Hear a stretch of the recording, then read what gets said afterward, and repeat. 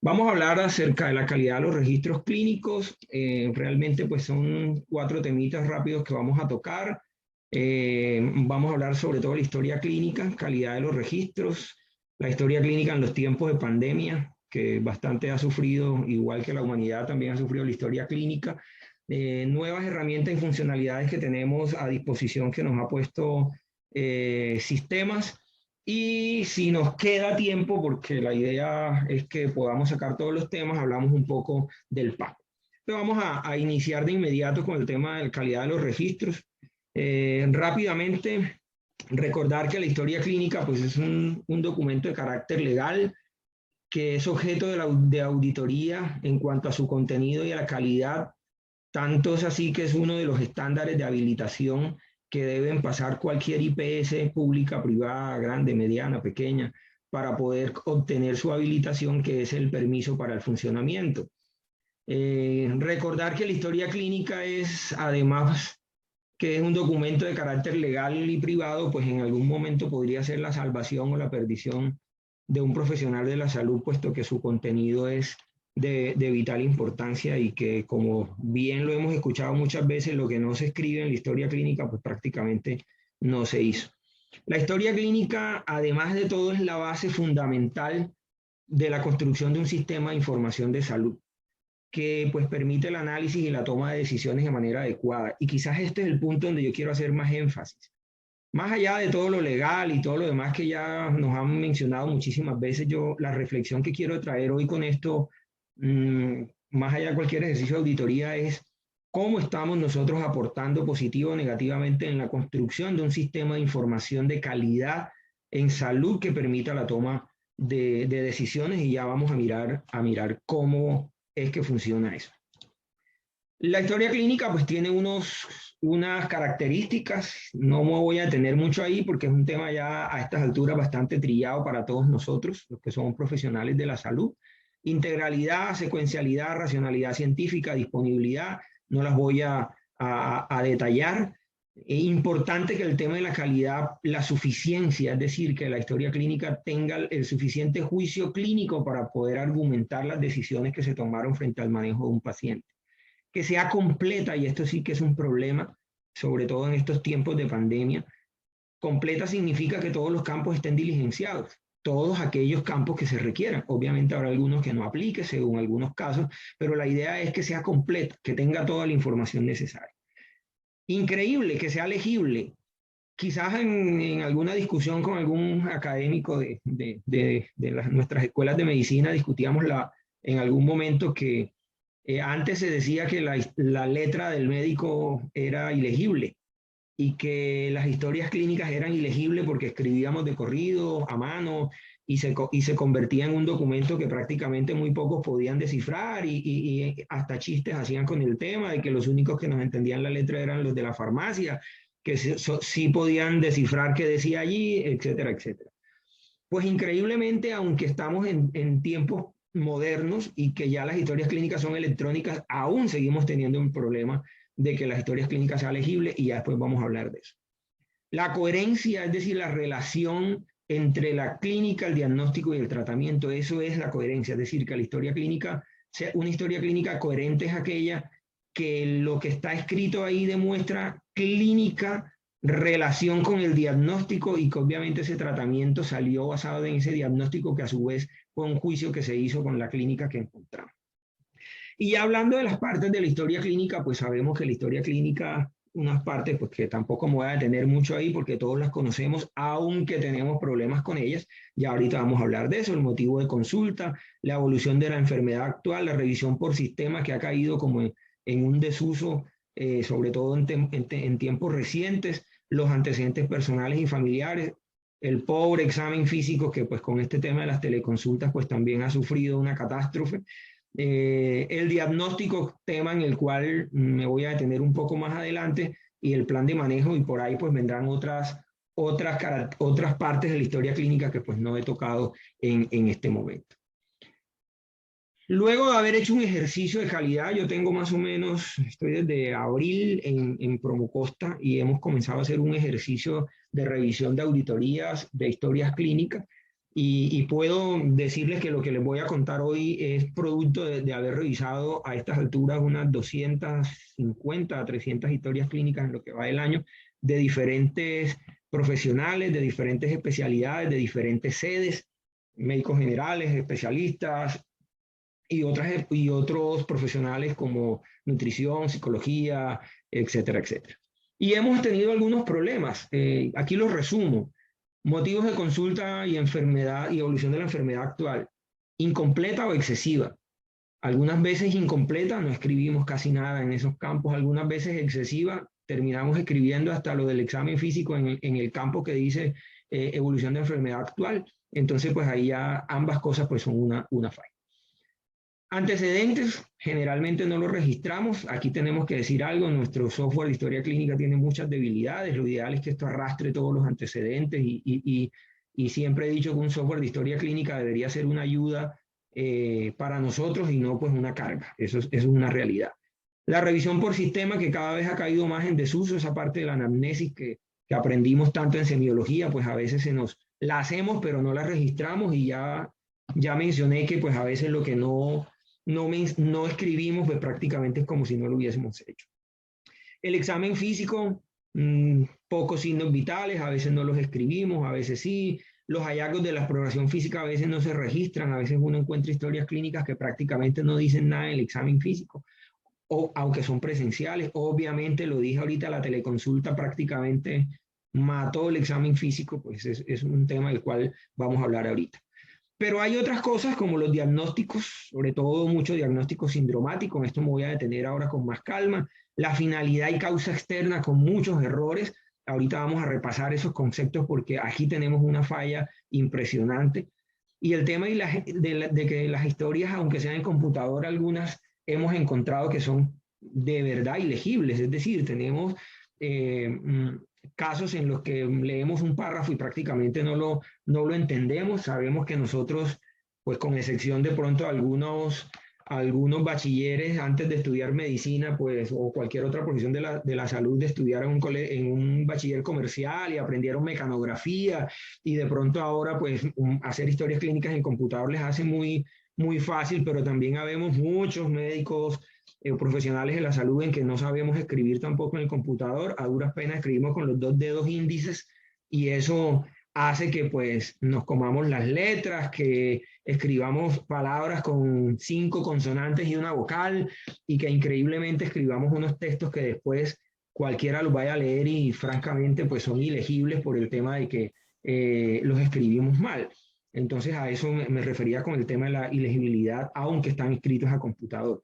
Pero tenemos el otro fenómeno del cual no estoy en contra, el copia y pega o el corta y pega, pues obviamente es algo que yo lo he hecho, yo también en mi vida asistencial lo hago, sobre todo que es una ayuda en estos tiempos donde las consultas cada vez nos piden menos tiempo para hacer las consultas y nos exigen igual calidad. El tema de tener formatos o preformatos de la historia clínica es una ayuda, eso está bien, yo no lo veo como algo malo. Lo que sí está malo es que de pronto abusemos de ese copy-pega, porque a la larga tenemos unos preformatos que los copiamos y los pegamos en historias clínicas y después vemos 5 pacientes y miramos que las 5 historias son exactamente iguales porque simplemente estamos copiando y pegando. Entonces, como decía mi abuelita, ni mucho que queme al santo, pero tampoco que no lo alumbre, es decir, no está mal usar esta estrategia, yo la recomiendo inclusive a mis médicos generales con los que estamos trabajando un poco un tema de rutas integrales que ahora les exigen unas historias clínicas mucho más elaboradas en tan poco tiempo. Les digo, hombre, copiemos, hagamos unos preformatos, eso no está mal. Copiemos y peguemos el preformato, eso nos ahorra tiempo, pero teniendo el cuidado de que esos preformatos son básicos, son genéricos y yo los tengo que ajustar a lo que el paciente tiene. Entonces sí, está bien el corta y pega, no si abuso de él o si simplemente lo hago de manera sistemática y termino produciendo historias clínicas en copias donde 4 o 5 historias se parecen porque son prácticamente iguales. Entonces ahí tenemos que tener mucho cuidado con eso, sobre todo en el tema de las teleconsultas. Ya ahorita vamos a profundizar un poco el tema de la teleconsulta. La coherencia y la finalidad de la consulta. Aquí me quiero detener un poco porque Antes le quiero hacer una reflexión cuando les decía que mi objetivo con esta charla, más que todo, es crearles una reflexión acerca de cómo estamos nosotros aportando bien o mal en la construcción de una Big Data que al final termina siendo la parte fundamental para la toma de decisiones. Las estadísticas de Colombia, desafortunadamente Colombia es uno de los países más pobres en estadísticas de salud, porque tenemos un muy mal sistema de información. Y el mal sistema de información desafortunadamente nace de nosotros los profesionales de la salud, porque es que la unidad base de donde salen la información de salud en Colombia se llama RIPS, Registro Individual de Prestación de Servicios.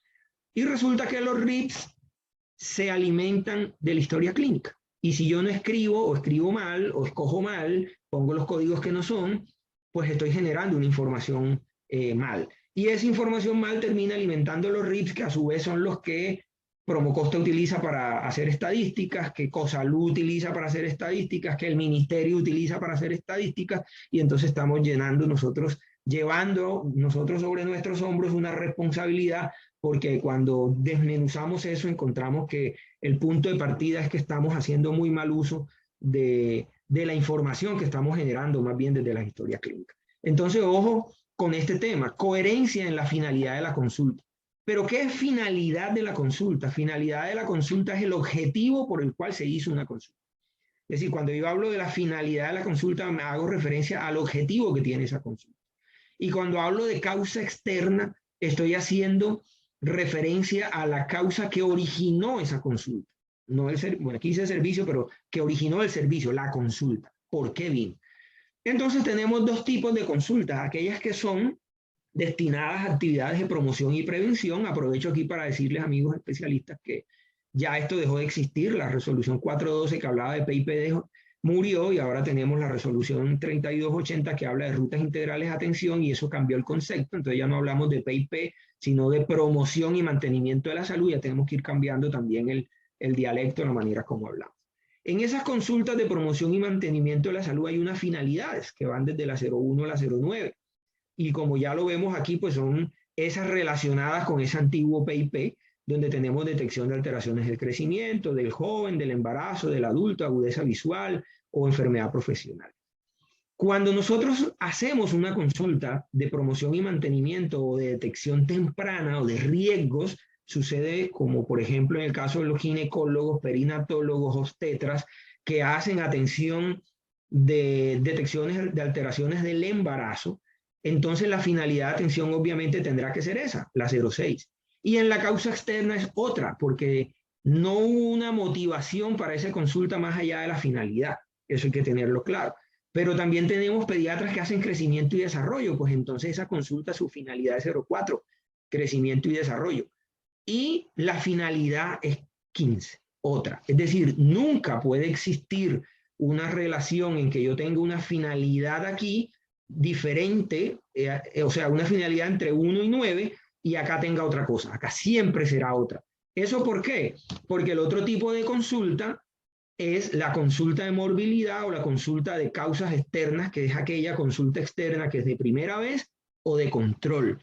Llámese médico general, especialista o subespecialista, esta es la consulta que va a utilizar. Y entonces ahí no hay una finalidad de atención, porque no estamos haciendo una detección temprana de nada, es una morbilidad, ese paciente ya vino enfermo. Entonces ahí la finalidad de atención es no aplica. Y si la finalidad de atención es no aplica, entonces yo debo identificar cuál es la causa externa. Generalmente en el 90% de los casos la causa externa es la número 13, enfermedad general. Pero ojo con esto, no podemos ser sistemáticos en ponerle a todo el mundo enfermedad general. ¿Y qué tal que sea un accidente rábico o un accidente ofídico? O que sea, por ejemplo, un paciente con lesiones autoinfligidas. Ojo, en psiquiatría tenemos pacientes con eso. Psicología también ve pacientes con lesiones autoinfligidas. Entonces ya la finalidad no es 13. O si tenemos un paciente con sospecha de abuso sexual, ya la finalidad no es 13.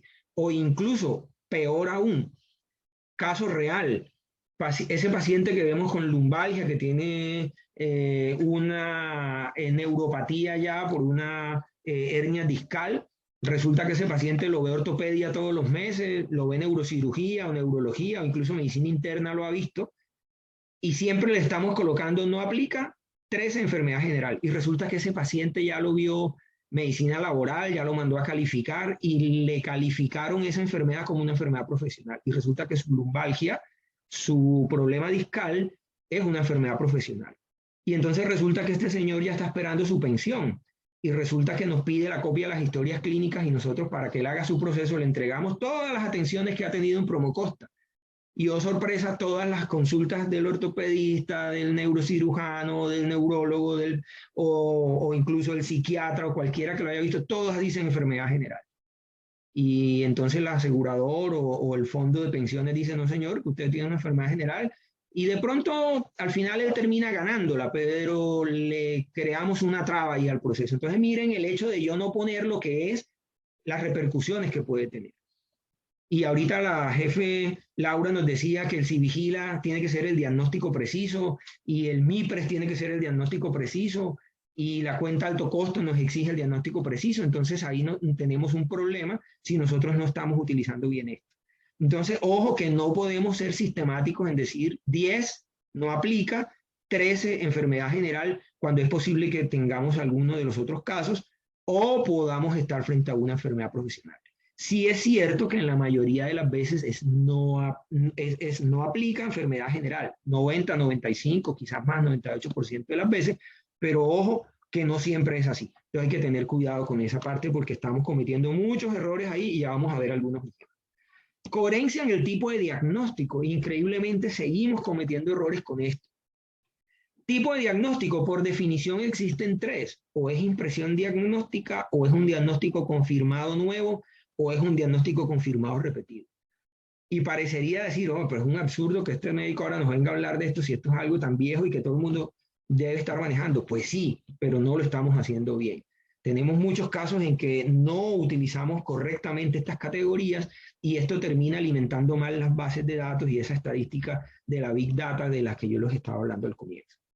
Impresión diagnóstica, sabemos por definición que es una impresión diagnóstica, eso yo no lo voy a repetir aquí.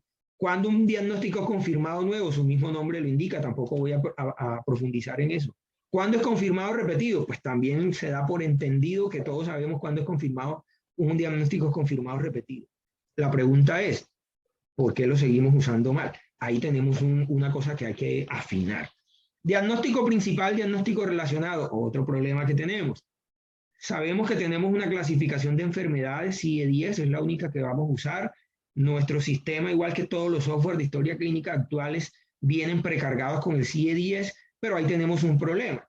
Y me apunto ahí porque yo también lo he usado muchas veces y es que nos aprendemos 4 o 5 códigos CIE-10 que somos los que más usamos en nuestra especialidad o porque es los pacientes que más vemos, entonces pues estamos relacionados más con eso y terminamos usando siempre los mismos y ojo que eso nos puede estar arrastrando a errores.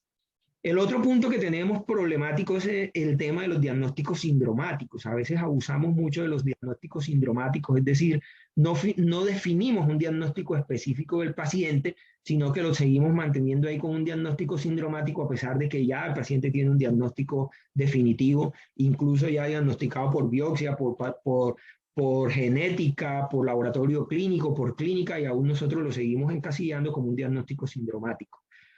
Y no tan malo, pero igualmente difícil de el manejo con el tema de los diagnósticos inespecíficos.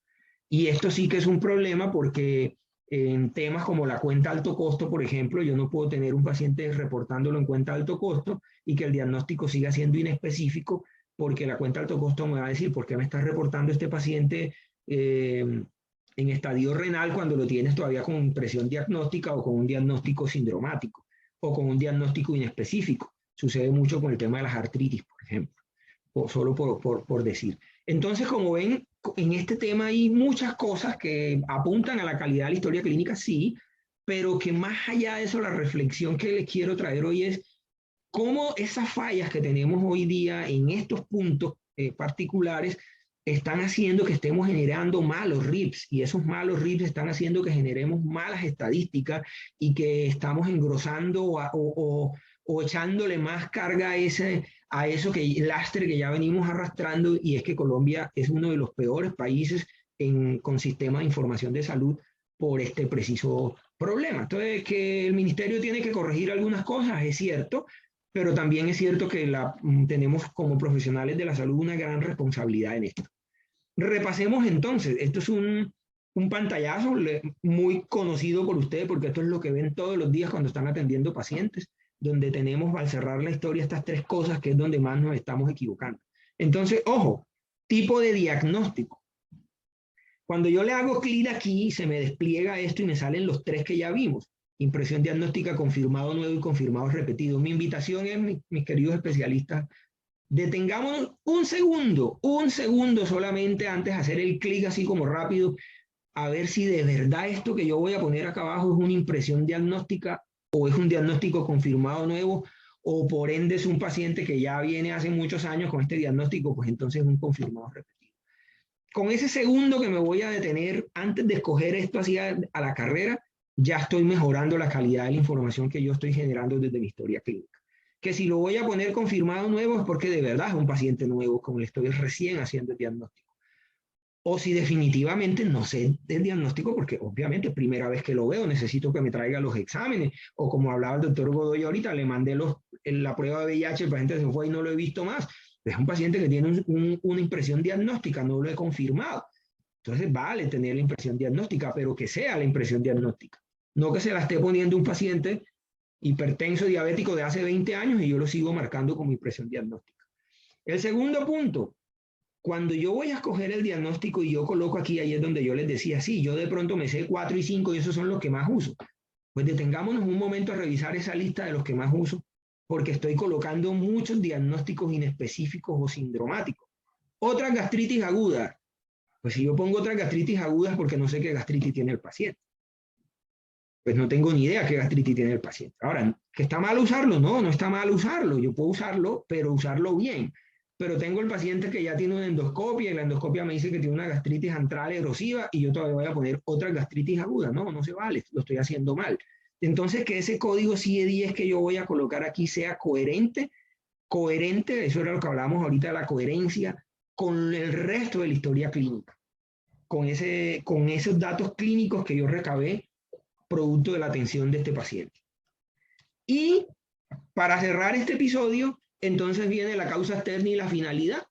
Entonces, si ya tengo este paciente confirmado nuevo que tiene una gastritis antral erosiva, que es una enfermedad general y que la finalidad no aplica porque no le estoy haciendo nada de detección temprana ni de protección específica. Correcto, entonces lo ideal aquí, en la mayoría de los casos, ya lo dije, en el 90%, 98% si se quiere, va a ser enfermedad general, no aplica.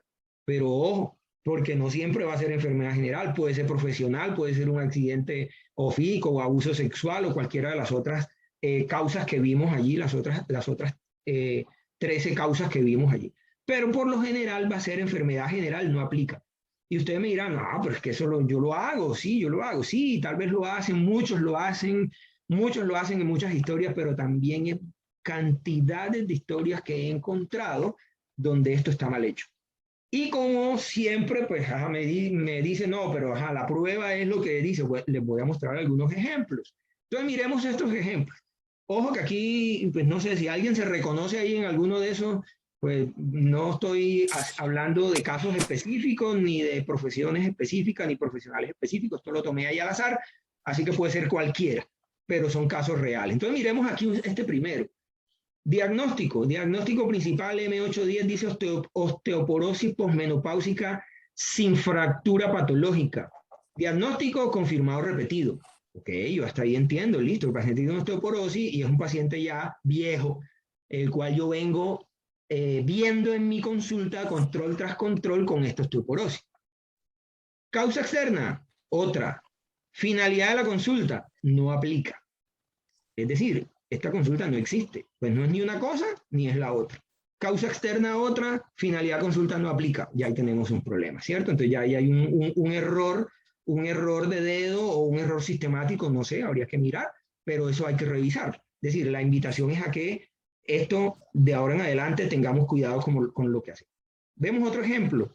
Diagnóstico principal, artritis reumatoide no especificada, Observaciones, diagnóstico de fibromialgia, tipo de diagnóstico, impresión diagnóstica, causa externa, enfermedad general, finalidad, consulta no aplica. Esto está perfecto, estamos bien. Esto es un diagnóstico inespecífico, pero no está mal. Es posible que yo todavía no tenga los anticuerpos anticitrulina del paciente o no tenga el factor, el RAT, entonces no puedo decir si esto es una artritis reumatoide seropositiva o no, entonces lo puedo dejando, lo sigo pudiendo dejar como no especificada, o sea, no está mal. El problema aquí es esto, que en observaciones estoy colocando otro diagnóstico que si bien no tiene CIE-10 porque no es una clasificación sindromática, pues para esto hay otro diagnóstico que yo pudiera agregar como diagnóstico secundario, porque ya con esto, como quien dice, me tiré esto de acá arriba. Entonces, pues digamos que ahí está bien, pero hay algo que hay que corregir. Miremos este otro. Diagnóstico principal es 119. Eso es diabetes mellitus no insulinodependiente sin mención de complicaciones. Sí, es posible que yo esté ante un paciente que tiene una diabetes y que no tiene complicaciones. Paciente de 40 años, recién diagnosticado, no tiene ninguna complicación, está perfecto. Diagnóstico, tipo de diagnóstico, impresión diagnóstica. Bueno, habrá que ver. Es impresión diagnóstica, es decir, el paciente todavía yo no lo he definido que sí es diabético, me faltan exámenes para hacerlo. Ahora, bueno, ya otro tema sería discutir cómo diagnostico yo la diabetes para saber si fue o no fue. Ahora, si no es y es una intolerancia oral a los carbohidratos, pues entonces no ponga E119 porque estás diciendo que el paciente sí es diabético. Habrá que poner otra cosa. Causa externa, enfermedad general, finalidad no aplica. Ojo, si este paciente resulta que es un diabético, aquí pueden pasar dos cosas. Uno, el paciente es diabético hace 10 años. ¿Por qué sigo poniendo impresión diagnóstica? No, es confirmado repetido. Otro problema, coloco E119, pero el paciente ya tiene nefropatía diabética, tiene retinopatía diabética, ya tuvo un pie diabético por ponerlo más crítico y yo lo sigo colocando E119. Esto me está haciendo que las estadísticas sean malas, porque cuando yo mida a los pacientes por esto, los RIPS, entonces estoy diciendo que tengo muchos pacientes que están súper bien, son diabéticos, pero no tienen complicaciones, y mentiras que sí las tienen. ¿Dónde está el error? Que lo estoy clasificando mal con el diagnóstico, porque ya mecánicamente el paciente diabético le tiro de una vez E119 porque es el que estoy acostumbrado a usar más. Entonces, ojo ahí con eso. Miremos este otro. Trastorno de la piel y tejido subcutáneo no especificado, L918. Observaciones, paciente sana. Impresión diagnóstica, enfermedad general no aplica. Enfermedad general no aplica, está bien, pero ojo con esto. Ok, paciente sana. ¿Cómo así? La paciente sana, pero acá arriba estoy diciendo que tiene un trastorno inespecífico de la piel. Yo entiendo que de pronto este caso aquí uno como de pronto pues sin tener la historia puntual, uno diría, lo que pasa es que la paciente me la remitieron con un posible diagnóstico de piel, pero cuando ya la reviso, pues mentira que no tiene nada, paciente sana, pues entonces no ponga este diagnóstico porque la estás encasillando en una impresión diagnóstica con un diagnóstico no especificado y ya eso nos trae un problema. Miremos estos tres últimos. Diagnóstico, aquí dice que es una epilepsia, tipo diagnóstico, impresión diagnóstica, enfermedad general no aplica, lo mismo, pues es una epilepsia, ¿será que es una impresión diagnóstica o de pronto es un paciente que ya es epiléptico hace muchos años y yo lo estoy siguiendo, marcando, encasillándolo como impresión diagnóstica? Hipotiroidismo no especificado, confirmado repetido, pero miren, otra consulta que no existe, causa externa otra, finalidad de la consulta no aplica, es decir, ni una cosa ni la otra, no existió esa consulta entonces, quedó mal clasificada. Ojo, esto puede ser bien, sí, un paciente con hipotiroidismo de vieja data, pues es confirmado repetido, está perfecto, o sea, aquí la falla fue acá, en la causa externa, que no puede ser otra, sería enfermedad general. Diagnósticos, retraso mental moderado, epilepsia, otros síndromes epilépticos, otros trastornos afectivos bipolares, impresión diagnóstica, enfermedad general no aplica. Digamos que está bien, mire que hay 3 diagnósticos, uno principal y 2 secundarios, sin embargo los 2 secundarios son como, bueno, este es inespecífico, otros trastornos afectivos bipolares inespecíficos, pero ahora ¿qué pensarían si yo les digo de que este y este es el mismo paciente? solo que aquí lo vio una especialidad, aquí lo vio otra y aquí lo vio otra, y no digo quién, cada quien sacará conclusiones. Es decir, es el mismo paciente que aquí lo vio una especialidad, aquí lo vio otra y aquí lo vio otra, y si yo muestro esto pareciera que fueran tres pacientes completamente diferentes. Y es un paciente adulto, pues mentiras que no es adulto, tiene como 17, 18, 17 años creo, pero es un paciente que tuvo una isquemia cerebral por una hipoxia neonatal, y desde ahí viene con un retraso mental, y además de eso tiene una epilepsia de vieja data, y además de eso tiene un hipotiroidismo. Así que efectivamente este es un paciente que es confirmado, repetido, nada de esto puede ser impresión diagnóstica, porque es un paciente que viene cada 3 meses a consulta por lo mismo. Entonces, vean cómo con estos simples ejemplos vemos de que sí está pasando, nos estamos equivocando al momento de escoger los diagnósticos, nos estamos equivocando al momento de coger el tipo de diagnóstico y la causa y la finalidad. La invitación, como les digo, la reflexión es a esto, a que miremos que esto está generando errores en los RIPS y está generando errores en la Big Data, que a su vez son las estadísticas con las cuales Colombia toma decisiones. Entonces, ojo, señores especialistas, mi invitación es a que nos detengamos un momento y a partir de mañana comencemos a mirar un poco mejor ese tema.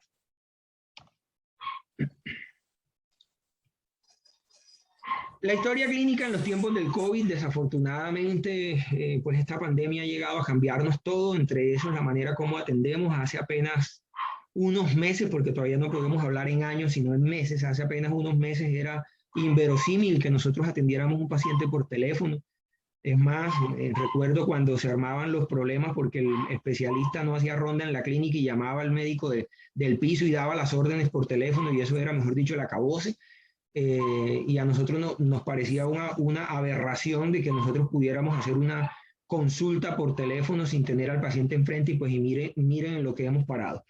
Esto obviamente ha sido duro, no nos hemos podido adaptar del todo a que tengamos que atender los pacientes por una teleconsulta. Esto ha matado cosas como el examen físico que se fue al traste, pues, obviamente por teléfono no puedo hacer examen físico, pero también ha traído consigo otros problemas de calidad en la atención que todavía no han sido medibles, es decir, sabrá Dios cuáles van a ser las consecuencias a largo plazo de todo esto que estamos viviendo, cuántos eventos adversos se han presentado, no lo sabemos todavía, cuántos errores en diagnóstico hemos tenido simplemente por tener que atender a un paciente sin verlo, sin tocarlo, sin inspeccionarlo, pues es una situación a la cual no sabemos cuál va a ser la consecuencia a largo plazo de esto y hasta cuándo vamos a estar en esta situación. Lo que sí es cierto es que tenemos que tomar las medidas para poder garantizar que dentro de la dificultad, la historia clínica sea lo mejor posible. En Promocosta se ha diseñado un protocolo en el cual la clave es saber escuchar y saber preguntar, en la cual, pues, digamos que es una manera sencilla de abordar una consulta, aunque sea por teléfono, con un protocolo de inicio. Es decir, cuando yo hago una teleconsulta, todo debe comenzar con una presentación. Yo me le debo presentar a ese paciente. Ojo que el paciente, a pesar de que está esperando la llamada a la teleconsulta, de pronto lo cogí así de sorpresa, me le tengo que presentar: buenos días, buenas tardes, mi nombre es Eliezer Medina, soy el médico tal de Promocosta, lo estoy llamando porque usted solicitó una teleconsulta. Es decir, no simplemente: sí señor, aquí una llamada de la consulta, dígame qué necesita. O sea, no, hay que hacer un protocolo de inicio. El motivo de consulta y evolución de la enfermedad actual es muy importante porque como ya no tengo examen físico, pues dependo de lo que el paciente me diga y de lo que yo le pueda preguntar, es decir, de los datos clínicos que yo le pueda sacar al paciente. Y hemos tenido teleconsultas muy buenas, como también hemos tenido unas teleconsultas muy malas. Además, hay un total divorcio, una ruptura entre lo que es la verdadera atención por teléfono y lo que escribo en la historia, o lo que está en la historia clínica. Porque obviamente, como ya les dije, estamos abusando un poco del copy y pega, y como ya tengo unos preformatos de historia clínica, entonces yo leo la historia clínica, y cuando veo la historia clínica, pues no, ahí dice que le hicimos protocolo de COVID, que le hablamos el lavado de manos, que le hicimos educación, y sabemos que no lo hicimos, porque solamente en los 5 minutos que duró la llamada, a duras penas le preguntamos al paciente qué tiene, que ok, listo, te voy a mandar una fórmula, te va a llegar, o chao. Ha pasado, lo hemos visto, porque además de eso, hemos hecho auditoría a esas teleconsultas. Siempre debo informarle al paciente sobre la posibilidad diagnóstica, sobre todo en aquellos pacientes nuevos. De pronto en el que es un control, pues el paciente ya es diabético, tiene una artritis o ya es un paciente que ya yo conozco, pues ya tiene un diagnóstico establecido, un diagnóstico confirmado, repetido, entonces pues ya hablarle la posibilidad diagnóstica de pronto sobra. Pero si es un paciente de nuevo, que lo estoy viendo por primera vez, viendo, pues entre comillas, ¿no? En teleconsulta, pues entonces le debo hablar de las posibilidades diagnósticas a este paciente. No siempre, pero hay que hacerle educación o al menos explicarle al paciente qué es lo que tiene, si le voy a mandar exámenes, en qué consisten esos exámenes, cuándo y cómo se los debe hacer, si le voy a formular cómo se debe tomar esos medicamentos y ya que no lo tengo enfrente, por lo menos garantizar que le hablo al paciente de eso. ¿Cuántos errores no habrán pasado y no nos hemos enterado en que yo le formulo al paciente, pero como no le explico, el paciente termina tomándose cada 8 horas el medicamento que era cada 12, o tomándose dándole la mamá 5 centímetros al paciente, 5 cc del medicamento que solamente eran 3, porque el de 5 era el otro, pero como no lo entendió y como sí, se fue en la fórmula, pero a veces ni siquiera en la ley. Entonces, ojo que esto nos está llevando, si nuestra profesión es de alto riesgo, porque por eso nos hacen comprar una póliza de responsabilidad, porque nuestra profesión es de alto riesgo. Ahora imagínese atendiendo pacientes por teléfono. El riesgo se triplica. Con mayor razón yo debo tener la precaución de tratar de hacer las cosas lo mejor posible. Y obviamente debo tener un protocolo de cierre, es decir, yo debo cerrar la consulta, no simplemente chau, te vi, colgué o colgarle al paciente abruptamente sin ni siquiera despedirnos. No, hay que tener un protocolo de cierre. Muchos hemos tenido quejas de pacientes que se han quejado, el médico me llamó pero no me escuchaba, bueno, en fin, todos los problemas también que ha traído todo esto de la conectividad y todo lo demás, no se escuchaba, no tenía señal, o el médico no me preguntó ni siquiera por mi síntoma, me colgó, me dijo que me mandaba la fórmula, no me la mandó, me dijo que me iba a mandar unos exámenes que nunca llegaron las órdenes, bueno, en fin, infinidades de problemas. No sé si lo sabían, pero aquí hay un tema y es que nosotros le medimos la calidad al registro de la historia clínica versus el proceso de atención. Y eso debe ser coherente. La llamada debe ser coherente con lo que aparece en la historia clínica y ahí tenemos una fractura pero tremenda que a mí me preocupa. No sé si lo sabían, pero así como cuando uno llama a una línea de atención al cliente, para efectos de calidad esta llamada puede ser grabada, monitoreada. Entonces a veces hacemos pesquisas y hemos podido escuchar audios de las teleconsultas. No se hace continuamente, tampoco se hace todos los días, tampoco se hace a todas las especialidades, pero se toma una muestra aleatoria en la cual se escuchan los audios y créanme que hemos encontrado de todo. Desde ese paciente que ya conozco porque lo vengo viendo hace 10 años y es mi paciente y cuando lo llamo entonces se convierte como en la llamada a la vecina y ¿cómo estás? Y ¿cómo te va? Y los hijos, bien, y los hijos tuyos y no, entonces terminamos en una conversación más que en una consulta. Pues obviamente la relación médico-paciente es importante, pero no podemos irnos al extremo. O el caso de que hacemos la teleconsulta, le preguntamos 2 o 3 cosas al paciente, lo cerramos rapidito, le mandamos lo que le vamos a mandar y cuando vemos la historia clínica, no, esa historia clínica, mejor dicho, súper completa, dice que le hicimos de todo porque obviamente ya la tenemos en un preformato.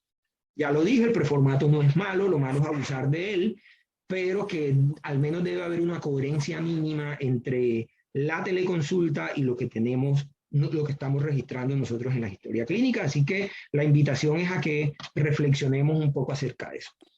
Generalmente lo que hacemos es cuando tomamos una muestra de historias clínicas, pues revisamos unos criterios.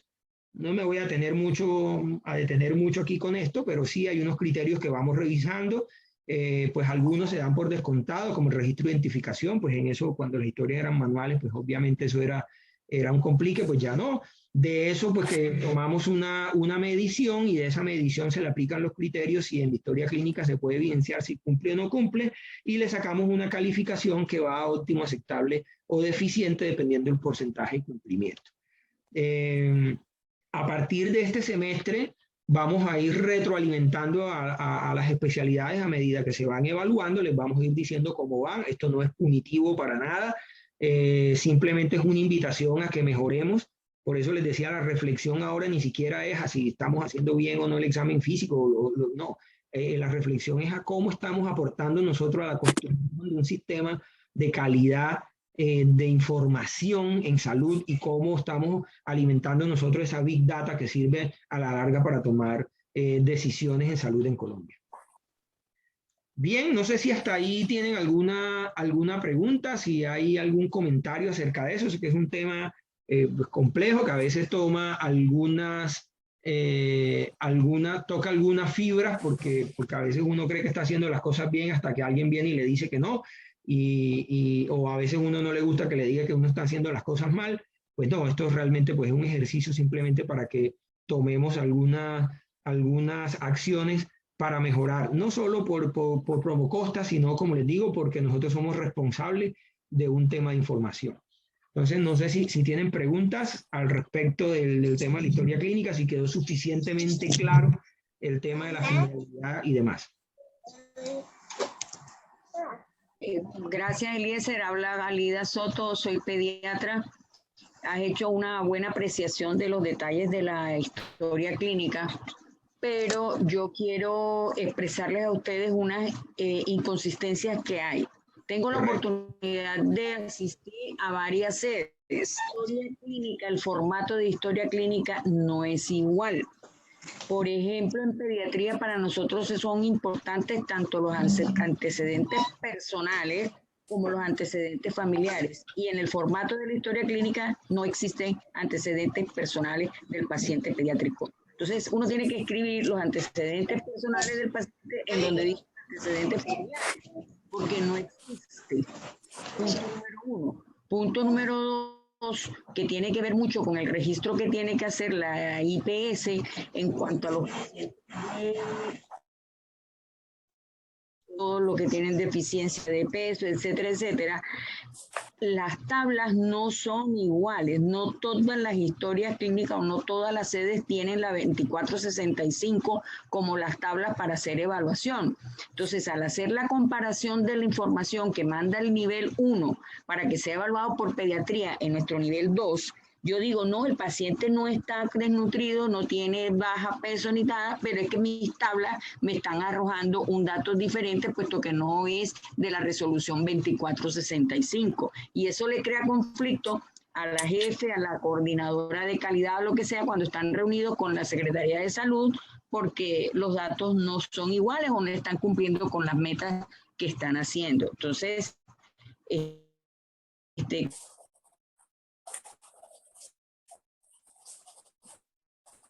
Se le perdió un poco ahí la señal al final, Doc, pero sí tiene usted razón. De hecho, lo dije al comienzo, una de las grandes debilidades que tenemos en Promocosta es nuestro software de historias clínicas. Gracias a Dios, pues ya tenemos ahí una luz al final del túnel, ya están revisando unos software para hacer un cambio, porque claramente este software pues ya se quedó corto, no se ha podido actualizar en muchas cosas y tenemos muchas falencias, sobre todo en la atención de promoción y mantenimiento, de pediatría y de la atención de algunos programas, como por ejemplo en reumatología, en época, ya vamos a comenzar a trabajar en salud mental. Y ahí tenemos una dificultad bastante grande con el tema del software de historia clínica. Yo espero, doctora, que pronto podamos tener una actualización de las tablas. Eso en el primer nivel nos está molestando mucho con el tema de la ruta de promoción y mantenimiento. Y ahí pues como que eso terminó desnudando aún más esa debilidad y pues es lo que ha hecho que ya las directivas pues tomen como cartas en el asunto y estén ya pensando en un nuevo software de historia clínica, porque ya por fin como que nos dimos cuenta de que este que tenemos no es el mejor, tiene muchas falencias, yo sé que no es muy amigable y por eso terminamos escribiendo cosas donde no van y mejor dicho, el software no nos ayuda, ya lo dije también, un software de historia clínica debe ser una herramienta de ayuda y no una carga, y si es una carga porque no sirve, así se lo hice saber a las directivas. Yo espero que pronto podamos tener eso solucionado, Doc, para que esas y otras falencias que ya sabemos que tenemos se mejoren prontamente. Yo creo que a corto, bueno, no digo a corto, sería mentirle, a mediano plazo debemos tener esas cosas ya solucionadas. Gracias por su comentario, Doc. Bien, vamos a continuar. Aquí tenemos un tema de parte de sistemas. Tenemos unas herramientas que se han creado están disponibles en todos los computadores, donde hay unos iconos nuevos. Yo aquí rápidamente quiero mostrárselos para que conozcamos todas esas funcionalidades y le podamos sacar el máximo provecho a este tema. Por un lado, tenemos una herramienta que nos va a permitir consultar los resultados de rayos X de nuestros pacientes. En el escritorio de los computadores vamos a encontrar este icono que está aquí, que dice rayos X.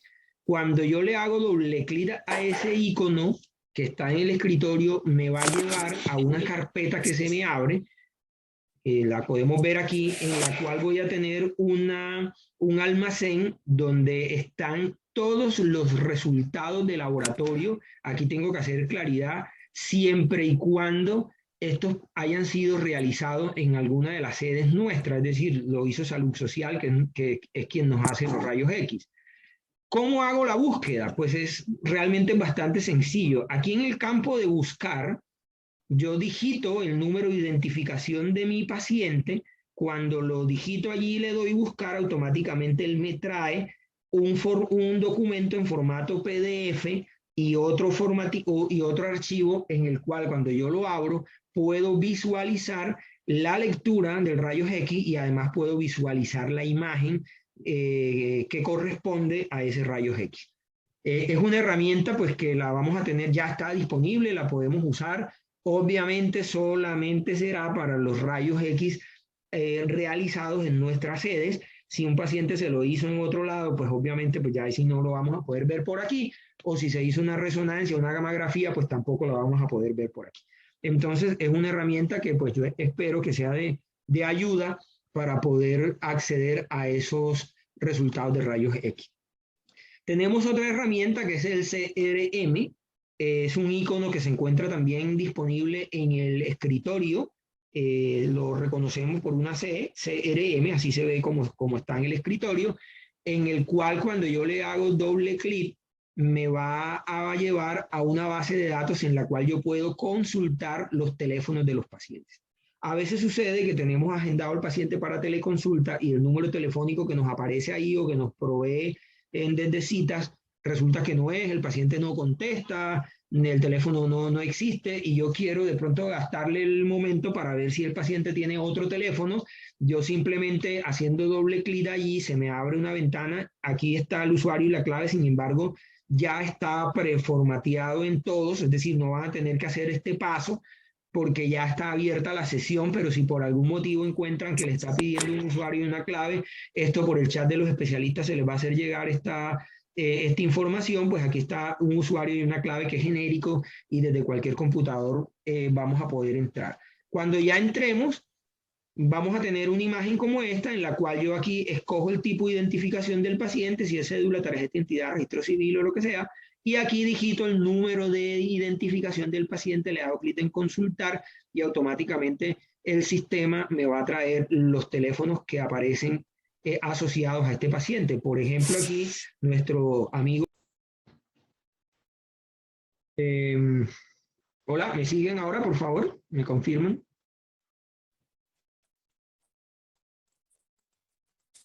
Hola, ¿me confirman si me siguen?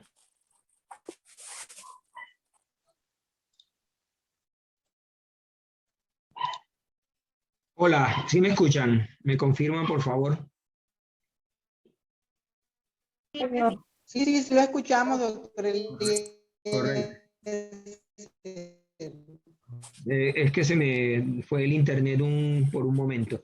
Listo, entonces les decía que en esta herramienta pues nos va a traer los números telefónicos. Aquí vemos, por ejemplo, que Wilson Josep Urbeta tiene 3 números telefónicos. Es posible que alguno de los 3 pues funcione. Incluso si yo le doy a encargar más datos, el sistema hace una búsqueda en todas las bases de datos que tenga Cosalud y me va a traer otros números telefónicos.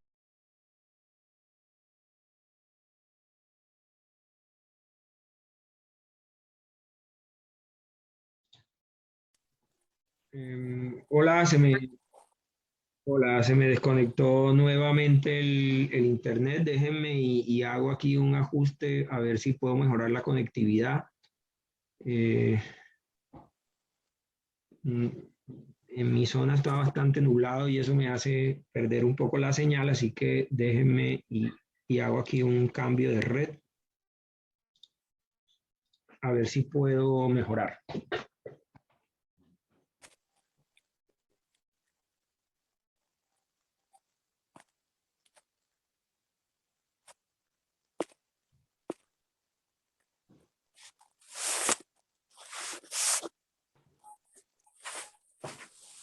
Bien, vamos a